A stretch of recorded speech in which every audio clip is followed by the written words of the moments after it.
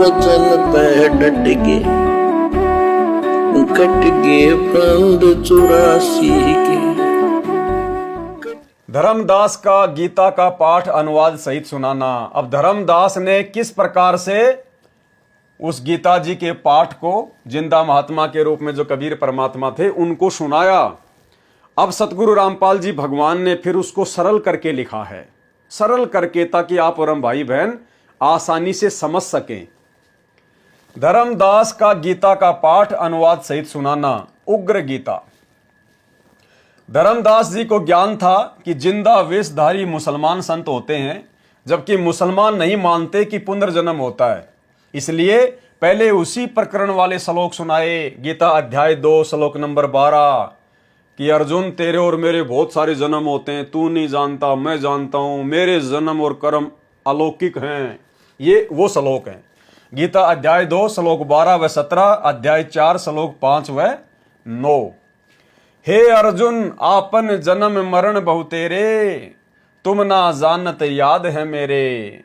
गीता जी में काल भगवान अर्जुन को क्या कह रहा है? हे अर्जुन आपन जन्म मरण बहु तेरे, तेरे और मेरे बहुत सारे जन्म मरण हो चुके हैं। तुम ना जानत याद है मोरे। अर्जुन तू नहीं जानता लेकिन मुझे याद है। कौन कह रहा है? काल भगवान। नाश रहित प्रभु कोई और कहाई, अविनाशी परमात्मा तो कोई और है जिसका कभी नाश नहीं होता। जाको कोई मार सकता नहीं, उसको मारने में कोई सक्षम नहीं, उस अकाल मूर्ति को मारने में कोई सक्षम नहीं। फिर गीता अध्याय 8 श्लोक 1 से 10 सुनाए। अर्जुन मन जो शंका आई, कृष्ण से पूछा विनय लाई।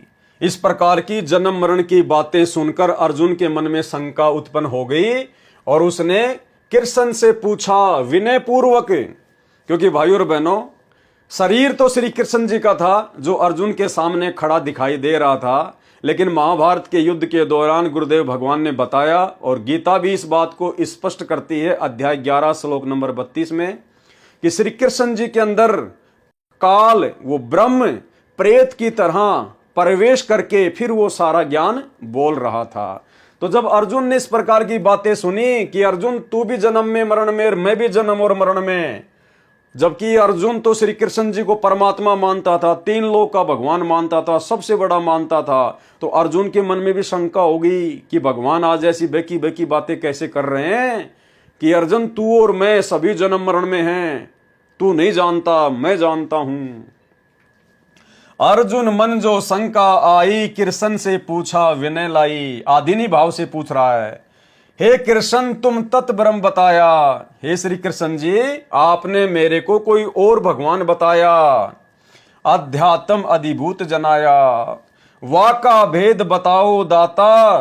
मंद मती हूं देवो ज्ञान विधाता।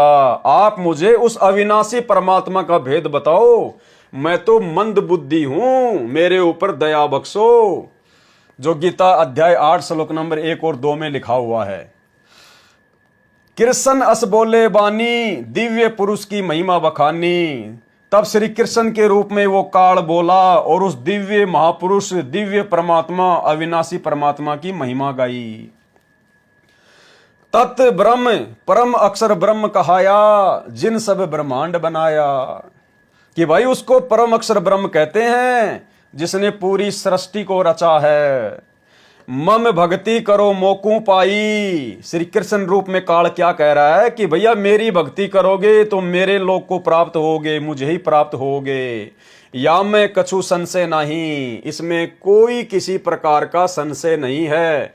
गीता अध्याय 8 श्लोक नंबर 5 और 7 में। जहां आशा ता बासा होई, मन कर्म वचन सुमरियो सोई। यानी आप जिसको भगवान मानकर पूजा करोगे आप उसी के लोक में मृत्यु के उपरांत चले जाओगे। गीता अध्याय 8 श्लोक नंबर 6 का सारांश।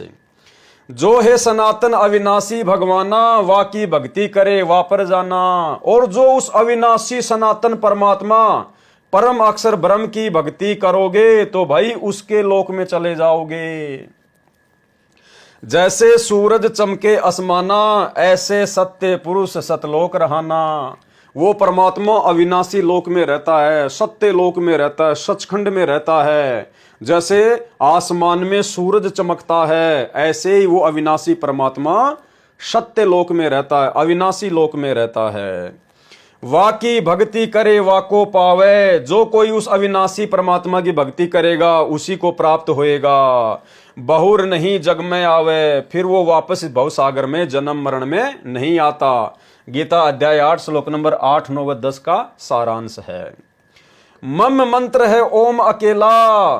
क्या कह रहा है श्री कृष्ण रूप में काल कि मेरा तो केवल एक ओम नाम का मंत्र है। कहां लिखा है? गीता अध्याय 8 श्लोक नंबर 13 में, ओम इति एक अक्षर ब्रह्म व्यवहारण माम अनुशमरण ये प्रयाति तजन देहम सयाति परमाम गतम। कि भाई मेरा तो केवल एक ओम नाम का मंत्र है। ताका ओम तत् सत दुहेला, और उस अविनाशी परमात्मा की प्राप्ति का मंत्र क्या है? ओम तत् सत दुहेला, यानी बड़ा दुर्लभ है। गीता अध्याय 17 श्लोक नंबर 23 में लिखा है, तुम अर्जुन जाओ वाकी शरणा, सो है परमेश्वर तारण तरना। हे अर्जुन, तुम उस अविनाशी परमात्मा की शरण में जाओ, वो परमेश्वर भवसागर से पार उतार देता है, वो तारण तरण है। गीता अध्याय 18 श्लोक नंबर 62 में, वाका भेद परम संत से जानो, उस अविनाशी परमात्मा की भक्ति का भेद, उस कबीर परमेश्वर की प्राप्ति का भेद, वाको भेद परम संत से जानो, तत्व ज्ञान में है प्रमाणों। इस गीता जी के ज्ञान में इसका प्रमाण है। वह ज्ञान वह बोले आपा, ताते मोक्ष पूर्ण हो जाता। और वो ज्ञान वो तत्वदर्शी संत खुद ही आकर बोलता है। और तत्वदर्शी संत की भूमिका कौन निभाता है? खुद वही अविनाशी परमात्मा कबीर देव। और यहां पर स्पष्ट कर दिया गया है, वह ज्ञान वह बोले आपा, उस ज्ञान को, उस पूर्ण मोक्ष प्राप्ति के ज्ञान को वो संत स्वयं ही आकर बोलता है, वो परमात्मा स्वयं ही आकर बोलता है, ताते मोक्ष पूर्ण हो जाता। उसके बाद पूर्ण मोक्ष जीवात्मा प्राप्त कर लेती है। गीता अध्याय 4 श्लोक नंबर 32 का सारांश है। तो भाइयों और बहनों, आज उस तत्व ज्ञान को बोलने के लिए धरती पर संत रूप में, सतगुरु रूप में वही कबीर परमात्मा सतगुरु रामपाल जी परमेश्वर जी प्रकट हैं। क्योंकि उस परमेश्वर के ज्ञान को वह खुद ही आकर बोलता है, दूसरा कोई नहीं बोल सकता, नहीं समझा सकता। भाई जो गुरु बचन पे डट गए, कट गए फंद 84 के, कट गए फंद 84 के, कट गए फंद 84 के।